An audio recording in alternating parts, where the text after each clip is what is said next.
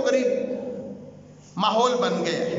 آج کل بھی کوئی مسئلہ بیان کرے نہ کہ دے مولویاں بیان کیتا ہے نا قرآن حدیث میں نہیں نہ آیا. قرآن حدیث میں کہاں ہے یہ مسئلہ؟ میں کہتا ہوں قرآن حدیث نہ تم نے پڑھا نہ تمہارے باپ دادوں نے پڑھا ہوتا تو ایسی بات ہی نہ کرتے. کیوں؟ اس لیے کہ جو مولوی صاحب بیان کر رہے ہیں، جو علماء نے بیان فرمایا، وہ کوئی اپنے باپ کی بات تو نہیں بیان کر رہے، وہ اپنی کو ماں کی بات تو نہیں بیان کر رہے، اپنے کو چاچا، خالو، کو تایا، کو پھپھی، کو مامی، کو ساس، اس کی تو بات نہیں بیان کر رہے. انہوں نے یا قرآن بیان کرنا ہے یا اللہ کے محبوب کا فرمان بیان کرنا ہے. جب انہوں نے کوئی حکم بیان کیا تو یہ در پردہ نبی پاک علیہ الصلوۃ والسلام کا حکم ہے. اور قرآن کہتا ہے اگر مصطفیٰ کا حکم سامنے آ جائے پھر تم نہ مانو تو فرمایا ثم لا یجدوا فی انفسہم حرجا مما قضیت ویسلموا تسلیما. جب مصطفیٰ کا حکم آ جائے نا پھر تمہارے پاس گنجائش ہی نہیں ہے، پھر تمہیں مصطفیٰ کی بات ماننی پڑے گی.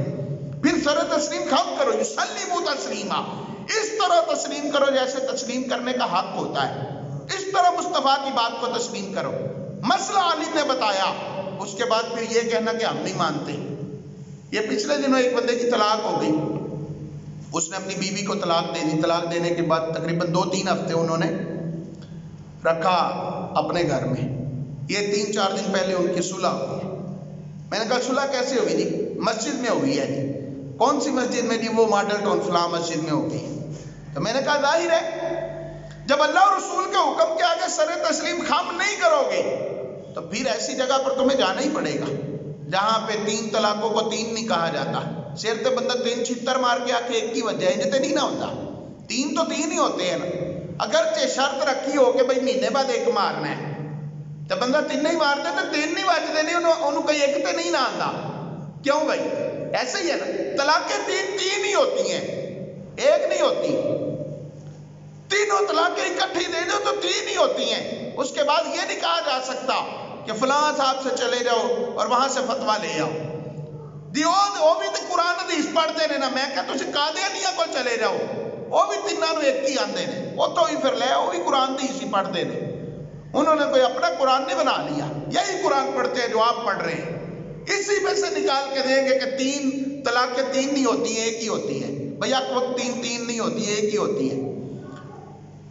حضرت امام ابن سیرین رحمۃ اللہ تعالیٰ علیہ کے پاس ایک بندہ آیا تھا. اس نے کہا تھا یا سیدی میں آپ کو ایک قرآن پاک کی آیت سنانا چاہتا ہوں. آپ نے فرمایا میں نے نہیں سننی.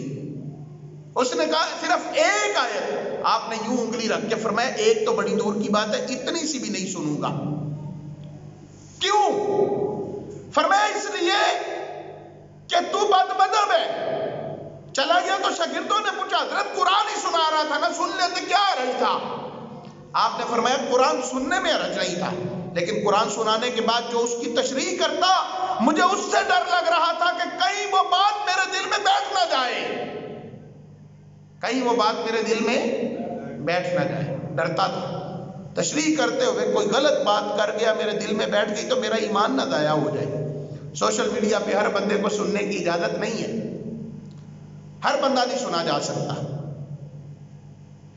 3 طلاقوں کو 1 طلاق کہنے والا مولوی کو مولوی ہے، زنا کے دروازے کھول دے، بے حیائی کے دروازے کھول دے. جب نبی پاک علیہ الصلوۃ والسلام نے 3 طلاقوں کو 3 قرار دیا، حدیث موجود ہے. حضرت عمر رضی اللہ تعالیٰ عنہ نے فیصلہ کر دیا جس نے 3 طلاقیں بیک وقت دی وہ 3 ہی قرار پائیں گی.